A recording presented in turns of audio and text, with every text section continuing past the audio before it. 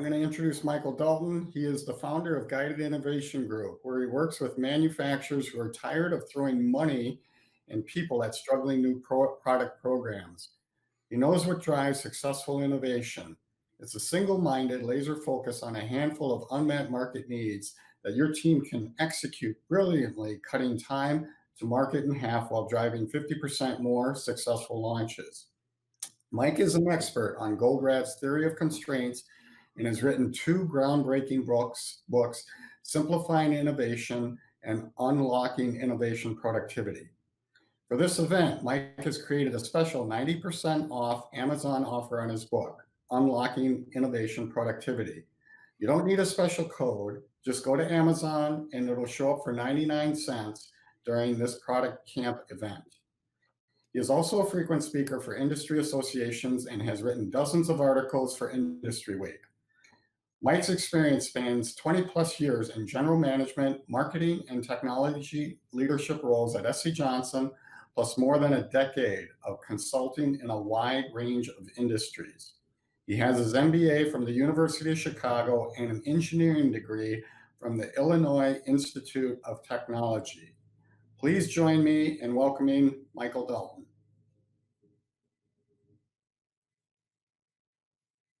It's you, Mike. Good to be here. Pardon me? Okay, good to be here with everybody this morning, and glad you could all make it.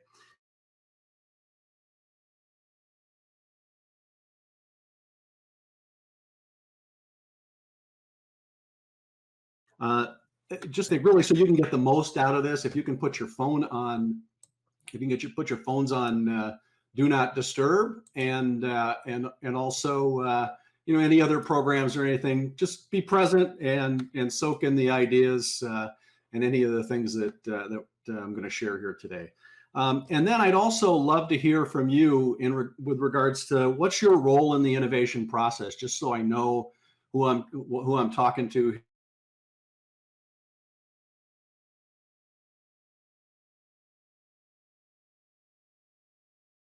here. And so if you're commercial leadership, consulting, just be helpful to kind of know what you guys are all about. So if you can just kind of type that into the chat. Okay, got a process owner. Thanks for that. Anybody else? What's your role in innovation in your organization? Bill, as a consultant, and got a product manager at a software startup. Thanks for that, Eric. Another product manager, Derek, product strategist.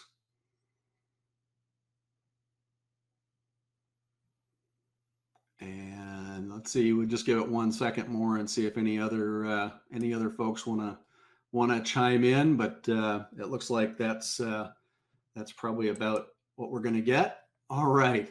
So let me talk a little bit about what you're going to learn today, and maybe the best way to do that would be to sort of explain that the same way that Professor Proton would, if you've ever seen the Big Bang Theory, which I'm sure everybody has seen to some extent. And so this is kind of a classic constrained situation where the bottleneck limits how quickly water can flow out of the bottle. Right? And so I just want you to watch this video, and in the chat, please type in your observations about the flow of the water. What do you observe when you see the water flowing in this example?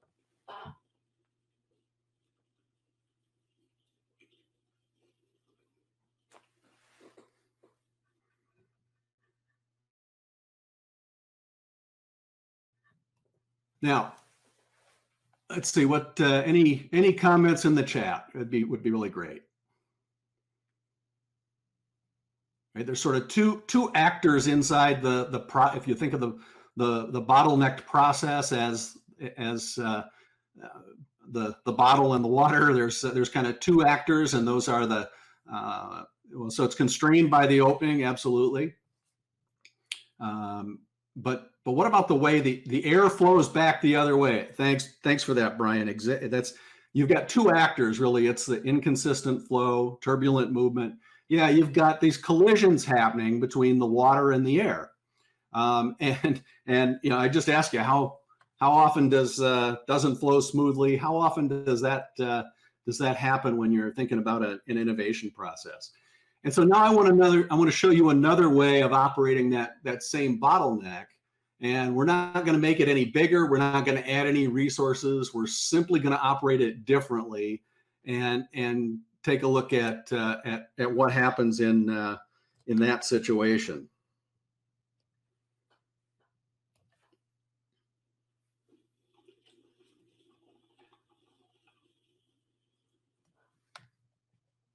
Right. So somebody before said that that the air flows back the other way. This time the water all lines up in a vortex, so the water can flow right up the center. It makes it much easier. And if you were counting, it took about 40% less time to empty. It was about it was around 5 seconds in one example, and in the second example about 9 seconds in the first one.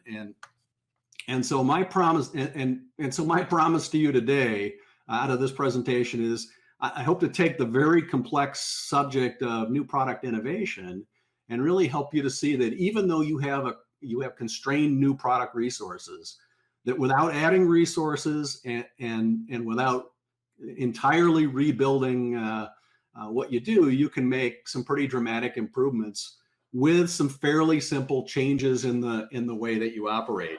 And now, when I say simple changes, what I mean by that is that it still requires change, and change is always takes time, and you really need to think about the change management aspects of it in order to do it right, and really to implement right. But still, when you think about the overall simplicity of the changes, it's really all about how you operate. So, just to make sure then that we're all on the same page as far as innovation, I want to just put up my sort of explanation for or definition of new product innovation, and this is a definition that I've used for over a dozen years in the work that I do, and it came out of time. This is actually a definition pretty close to the definition that we settled on as an organization when I was still at SC Johnson in the industrial product side of that business. And what we're talking about here is really the organization-wide, the organization-wide, and that part in itself is really critical. That innovation is not just one part of the organization. Capability and passion for both finding and profitably serving. Right? If we don't make any money doing it, we can have all the best ideas in the world. If we don't find any money doing it, and then they have to address unmet customer and market needs. Those are really other critical elements. Otherwise, you're kind of stuck in that Me Too space where we really want to try to stay away from. So there isn't really much that's more important than innovation to not only keeping your business relevant, but being able to get ahead of your competition. And I think since you're all involved in new product innovation, you'll understand what I mean when I say that new product innovation is a very complex. There we go. Is a very complex subject, right? And the new product innovation process can end up being very complex. And so if we take a look at the new product innovation process, right, it can end up being very complex. You've got all this information out in the marketplace, right? You've got problems that people want to solve. You've got ideas that people have. You've got things that people are saying they want. You've got competitive products. You've got things that people are asking for, both inside and outside the organization. You've got the limitations that you see going on at your customers. So there's sort of all this noise going on out in the marketplace, right? And what you have to really do as an organization, the marketing and technology people in the organization are really trying to turn that into opportunity. They're trying to understand what and define opportunities. And then the heavy lifting begins, where we have to actually develop those into new products that you can bring out into the marketplace. And that's all with the goal of turning them into commercially viable and commercially attractive projects. But unfortunately, it's not. There's a lot of complexity even in this, but it's actually much more complex than that, because you have to. This is all done within a system where many of the resources are outside of your control, right? So most of you in R&D and marketing, R&D and marketing are always the ones that are held responsible. But the fact of the matter is, and oftentimes the ones that are blamed, right? You're the ones that are attacked when it doesn't work right, or when something's going wrong. But oftentimes there's a lot of resources you don't have control over, right? There's manufacturing resources that you have to work with, supply chain and procurement, maybe the sales team, depending on the nature of your business, regulatory, legal, finance might get involved, and there's work that has to happen from each of these. Additionally, there are oftentimes many of these other groups are kind of trying to pull your team or the resources that are part of developing your products into day-to-day kind of one-on,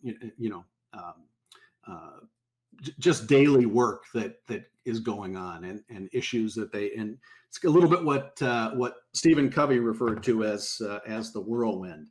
So in the chat again, I'd be really interested to hear, in this very complex environment, what are some of the biggest frustrations that your team feels in terms of getting projects through effectively and really hitting that target rapidly, quickly, and as many times as you'd like to, and also what kind of effect does that end up having on you as a in your role?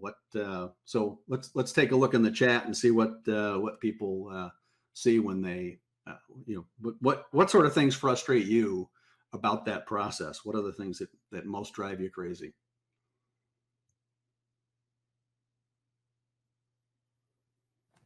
And I'm not seeing anything in the chat yet. Lack of alignment. Yep. Across legacy systems.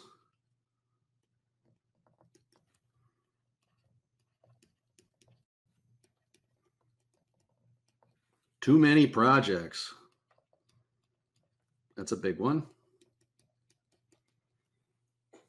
No real role in enforcement in the process. Yep. So that is a little bit, I think, that's Eric. I think that's a little bit of that same alignment thing. Scope creep, herding cats. Yep. Governance committees who aren't ready to make informed decision. So lack of governance.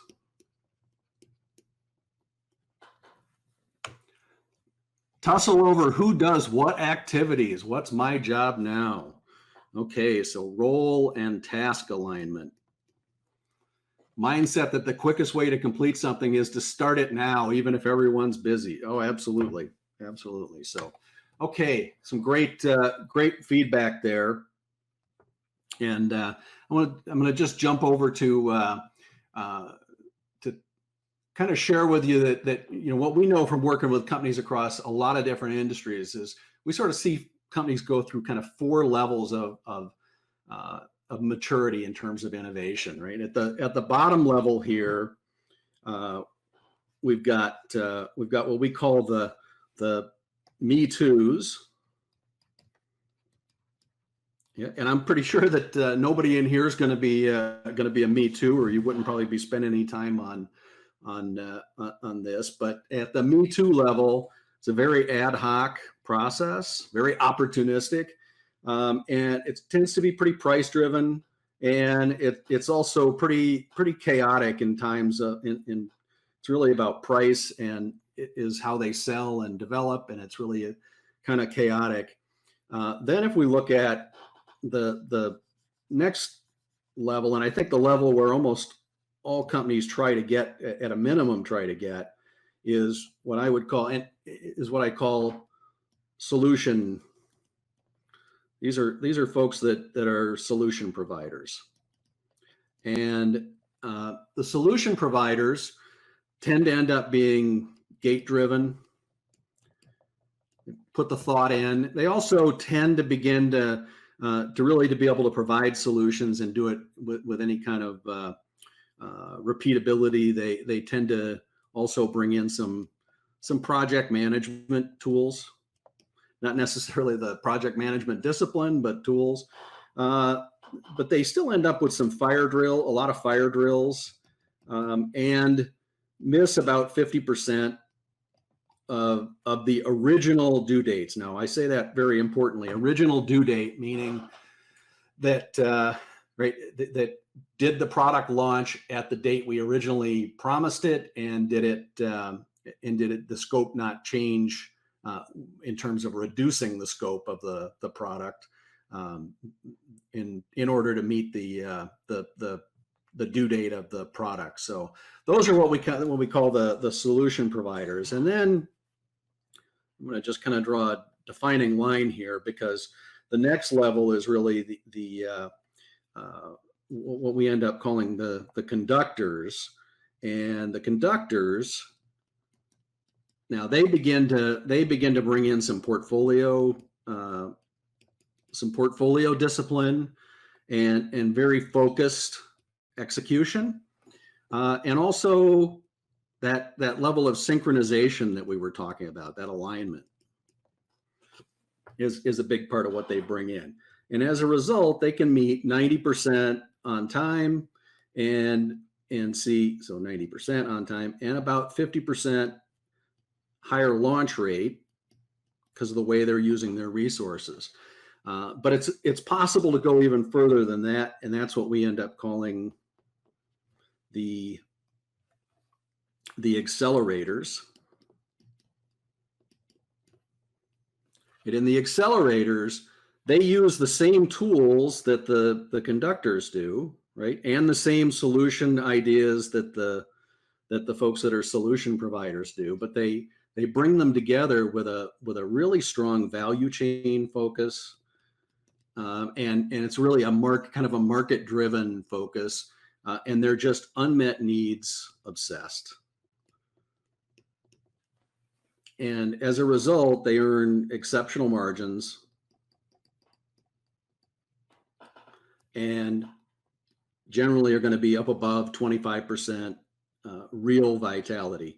When I say real new product vitality, however many years you're measuring on, the real part is, I've had folks who told me that a company would change a label and try to call it a new product in terms of or maybe do a private label, and putting somebody else's label on it made it a new product for them. So not exactly real new product strength when you think about it. And one other thing I kind of want to mention in here is just that the solution providers oftentimes will it's very easy to get sucked back into doing that kind of Me Too work, because without that value chain focus, without that real portfolio approach, and without really knowing how much work you can do, it's always easy just to sort of say, yeah, I guess we can do that. Okay, fine, we'll do that, and you end up wasting some of your resources on Me Too's. So if you would in the chat, please just kind of let me know where are you in this process? An M, an S, a C, or an A? What and maybe you're somewhere in between, but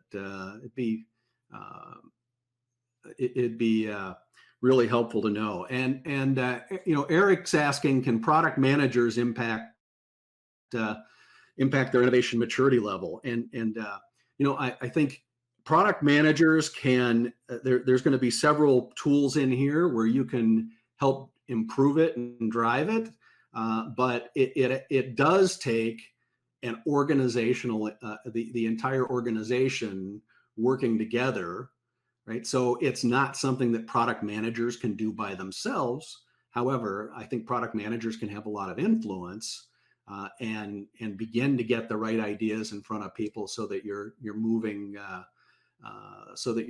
people towards that level of a higher level of maturity and that collaboration.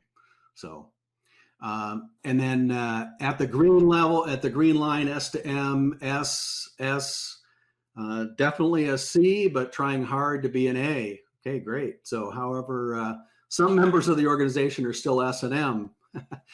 So that's a challenge when you don't have everybody on the same page, and it looks like some more solutions. So yeah, usually, I mean, a lot of people kind of end up in this sort of solution, in kind of between solution and me too's. And I just want to mention here that what really sort of separates, when you really think about getting above that green line, what separates the conductors from the accelerators from the solution providers is two real key things, and those are how you operate your constrained resources and how you which projects you let in. So I want to take you to a model that sort of talks about what are the areas that you really need to think about in terms of improving this, and what are some of what we refer to as accelerators. And so this is all about delivering predictable growth in an organization. And you've got three levers for that. And this, to the question about product management, doing better projects, product management can be a big part of bringing in better projects, which is one of the key levers that you have. The other is doing projects better, and then the final one is greater resilience. And you might wonder why I would talk about resilience, because right now agility is the real buzzword. But I'm going to say that agility is not enough. Right? It's not enough to be quick on your feet, because let's face it, there's a lot of uncertainty in new product innovation. So we really need to have that level of resilience, I think, is a big element of it. And you've got three drivers for doing that. The first one, if you want to do better projects and do projects better, then you gotta move your people from busy and stressed to engaged and productive, because busy is not always productive, as I think many of us know. You've got to move your process from conventional to much more of a relay race. And then systems have to move from siloed to collaborative. And we've got some accelerators that I want to just take you through here to kind of explain that. And the first one is task and role definition, right? And one of the biggest, and this is for every project that you run, the project plans that you do need to be very clear on who's doing what, and the organization needs to be clear on who's doing what. Because the biggest engine of disharmony is people not understanding what their role is and not understanding what the role of their colleagues is. The next one is synchronized priorities.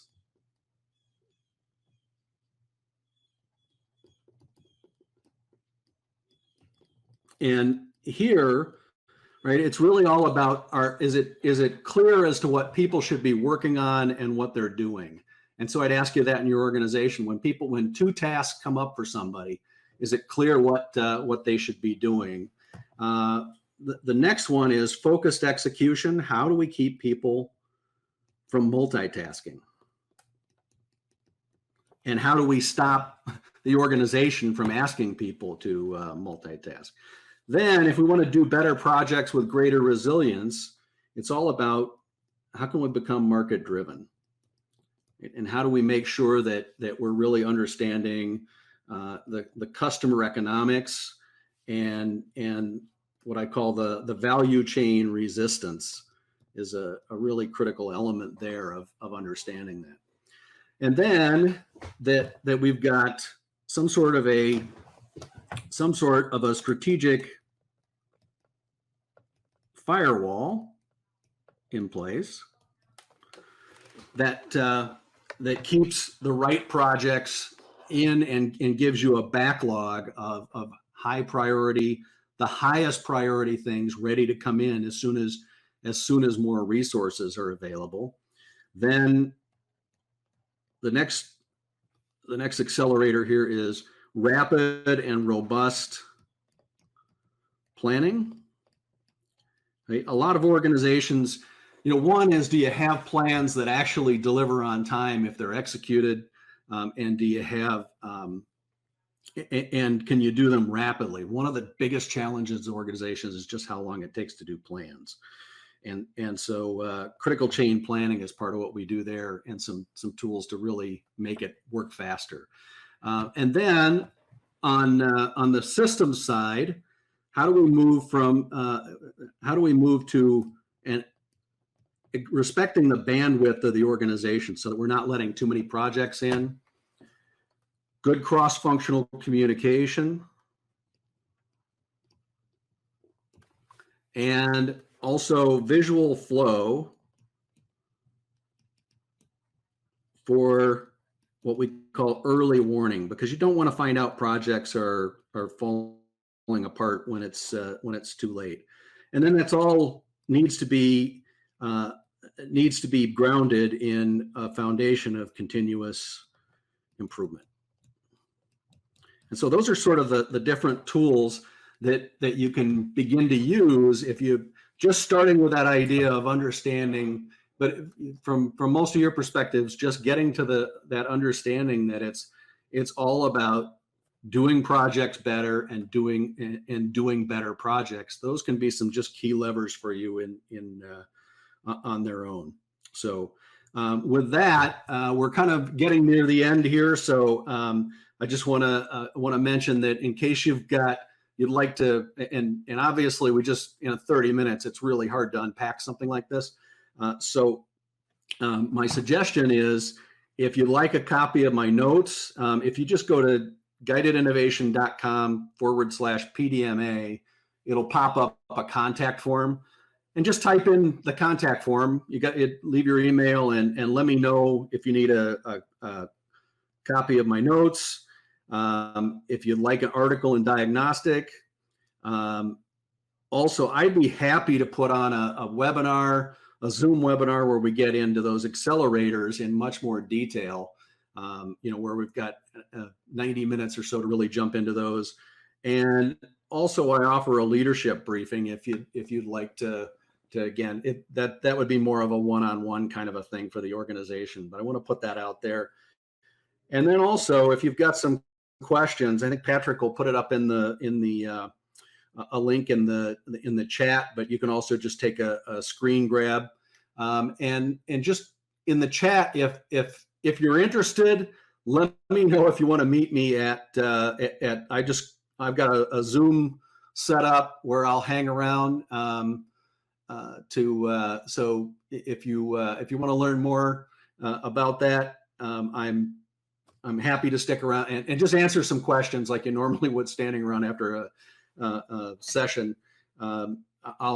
If anybody wants to, it looks like I've got at least one person that wants to learn more, so I'll be happy to move over there and after this and meet you to answer any further questions. So I think that about covers it. All right. Well, thanks, Mike. And we really appreciate it. Just so everybody knows, I threw the webinar or the Zoom meeting, I'm sorry, address out there. If anybody wants to meet up with Mike afterwards, you can just open that up in a separate window and go off and, have a chat with Mike. So anyhow, we're at our time limit, a little bit over. Thanks, everybody, for joining. And again, if you have any questions, reach out to Mike over the Zoom meeting. Thanks, everyone. All right. Thanks.